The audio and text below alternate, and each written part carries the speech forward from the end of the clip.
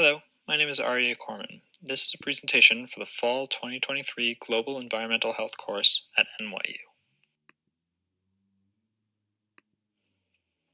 I will be discussing the Wittenoom Tragedy, specifically in the context of the impact it had on the surrounding area and its population. I will be walking through the data, first with a map of Wittenoom to put the story into context, then with a pie chart describing the population of Wittenoom at its peak, followed by a line graph detailing the decline of the town and offering insight into the factors that contributed to its decline. Next, we will see a chart of the data regarding the asbestos exposure risk, and finally, we will look at a bar chart depicting the asbestos-related mesothelioma deaths that resulted from the Wittenoom tragedy. Wittenoom is located just off the coast of Western Australia. It is here that our story takes place. Wittenoom was Australia's sole supplier of asbestos and mined approximately 160,000 tons of the fiber. After processing, the fibers were transported to nearby Port Sampson by open trucks, where it was either stored in sheds or loaded onto ships. Approximately half of the asbestos fiber was shipped overseas, while the other half remained in Australia.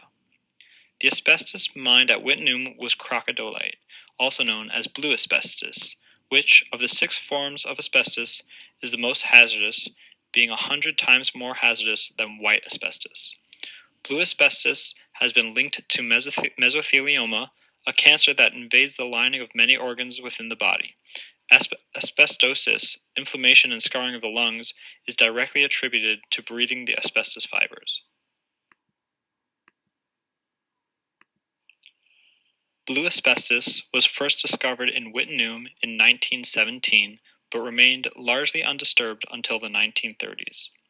Asbestos mining at Wittenoom began in 1939, causing the small settlement to rapidly grow into a large town.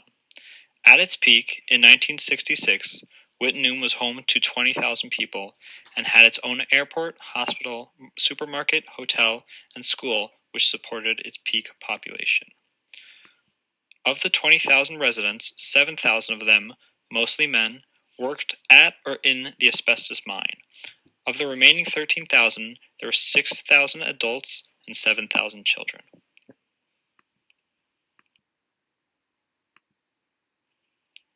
However, it was prior to this mining boom that red flags started appearing. The official Wittenoom asbestos mine opened in 1943. It was as early as this that the first health concerns at Wittenoom were raised, when mine inspectors noted the potential hazards in asbestos dust in the air. 3 years later, the first case of asbestosis in the town occurred. In 1948, Dr. Eric Saint warned that this mine would induce the greatest outbreak of asbestosis that the world had ever seen. However, it took until 1966 for the mine to be shut down.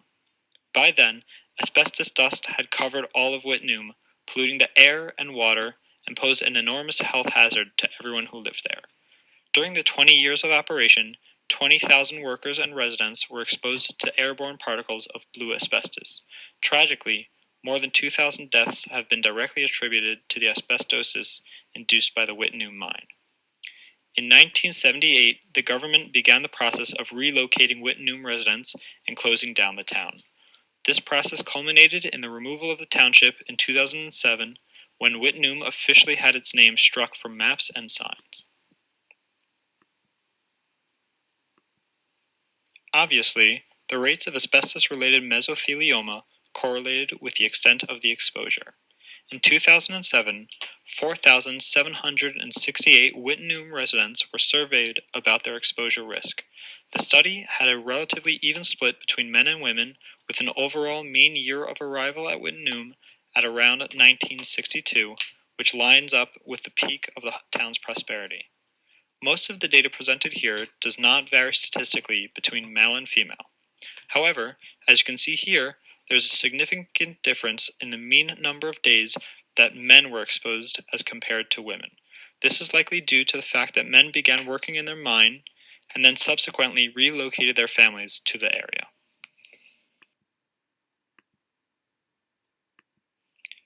Building upon this, the mesothelioma death rate trends with the years of exposure.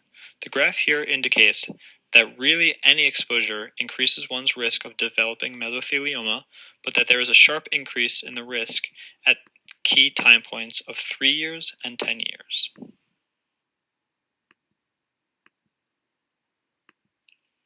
To summarize, Wittenoom was home to the largest asbestos mining operation that Australia has ever seen, which led to the rapid expansion of the town. Cases of asbestosis and mesothelioma began appearing with increased frequency among residents of the town, causing concern. The government eventually stepped in to shut down the mine, and town for that matter, to attempt to control the asbestos problem. Finally, the government made the ultimate decision that the levels of asbestos were at dangerously unsafe levels, which led to the relocation of residents and the dissolution of the town.